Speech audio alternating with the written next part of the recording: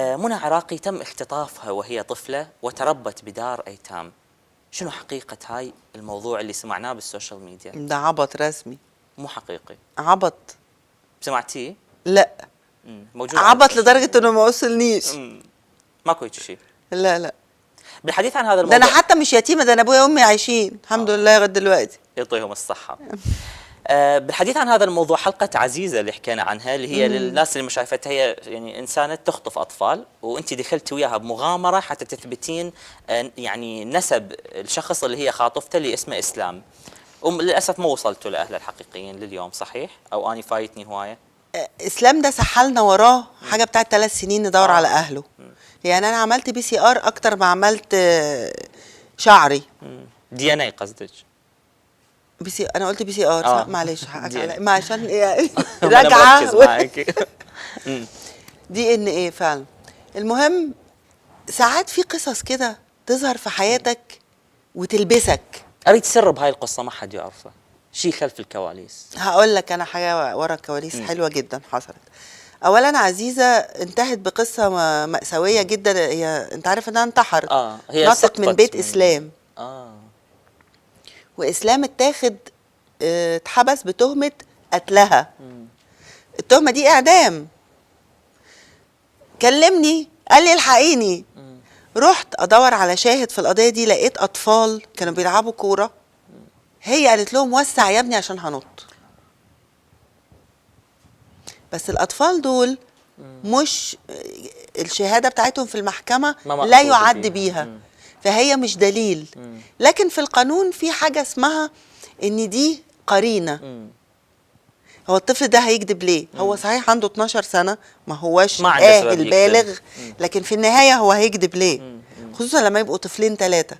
خدت الاطفال ورحنا المحكمه، حكوا اللي حصل انهم كانوا بيلعبوا كوره وهي بصت قالت لهم حاسب يا ابني عشان هنط، والعيال وسعت وهي نطت وماتت. مش دي القصه.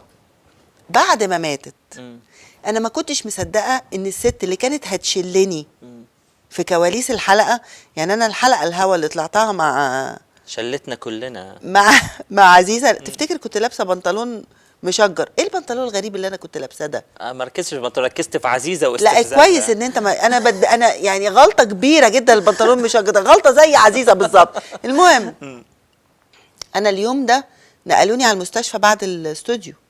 الحلقه دي كانت حلقه هوا، رفعت ضغطك اكيد.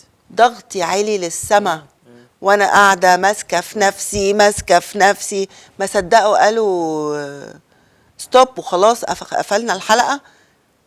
رحت طبيت من طولي، جابوا لي الاسعاف وشالوني. للناس اللي ما شايفتها، انت كنتي يعني مستضيفه خاطفه اطفال وتحاول وجبتي لها كل الادله اللي تدينها وهي مصره على انها بريئه. في اكتر من اني جبت لها الضابط اللي عمل لها قضيتها ومصره يعني انها بريئه. زين كملي. المهم بعد ما الست دي انتحرت رحت شفتها في المشرحه.